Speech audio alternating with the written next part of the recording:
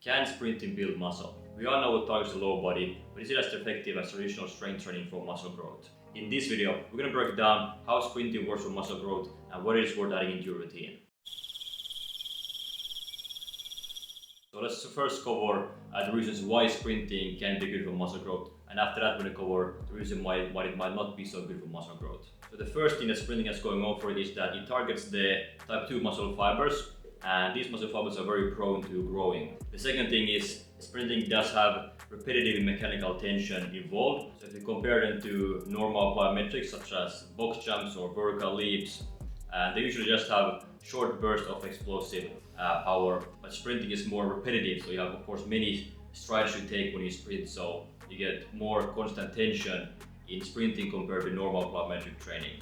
The next thing that sprinting has is that it has both eccentric and concentric contractions, so both are beneficial for hypertrophy, so growing muscle mass, and while sprinting has both eccentric and concentric contractions. And the last thing is that sprinting causes metabolic stress, which is also a significant key driver for muscle growth. And the reasons why sprinting causes metabolic stress is because one, it's very high intensity, two, it accumulates metabolic byproducts, and three, it elevates growth hormones.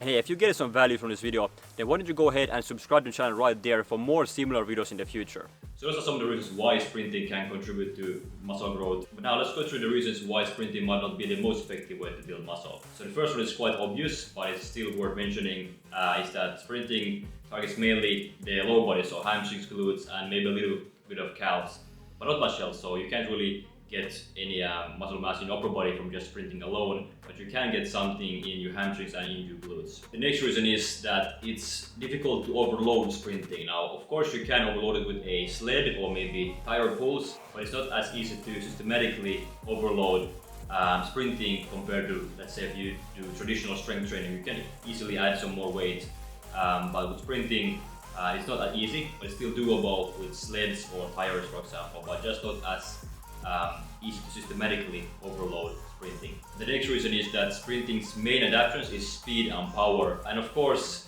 as a side effect of that, you can have some hypertrophy, but it's not just the optimal hypertrophy stimulus that you might want to get if you want to grow bigger, grow muscle mass. And the next thing is that it's really difficult to get optimal volume in for muscle growth with sprints. A key factor for muscle growth is enough volume, but sprinting is really taxing on the body, and therefore it might be difficult to get enough volume in for hypertrophy through sprints. So again, you can get some hypertrophy from sprinting, but you might not get enough volume in to get a optimal hypertrophy stimulus on sprinting, because it's so taxing on the body and has pretty high recovery demands. If you want to put this into a number when it comes to sprinting for muscle mass, and this is mainly for the hamstring and the glutes now, it will probably be around a 5 out of 10. So 1 being is really bad, 10 is the best, probably a 5 out of 10. So not the worst one, not the best one either, but there are still many reasons why you might want to incorporate sprinting into your workout routine.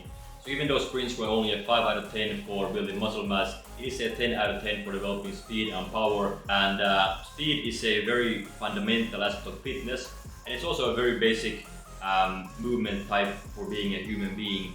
And it can also be beneficial in a self-defense situation. So basically, if you can run really fast and people can't catch you, and that could be really handy, possibly in some circumstances. So many reasons to incorporate sprinting into your workout. Now, even though it wasn't the best hypertrophy or muscle mass exercise for hamstring and glutes, it was still an okay way to develop it, and you of course develop other things at the same time. And if you now want to know how you can maybe optimize sprints even more for muscle growth, and have a look at this video right here. It's going to teach you more about hill sprints and how they might be even better for developing muscle mass compared to flat sprints. Hope you liked this video. If you did, make sure to give it a like and subscribe to the channel for more similar content in the future. And I will see you in the next video.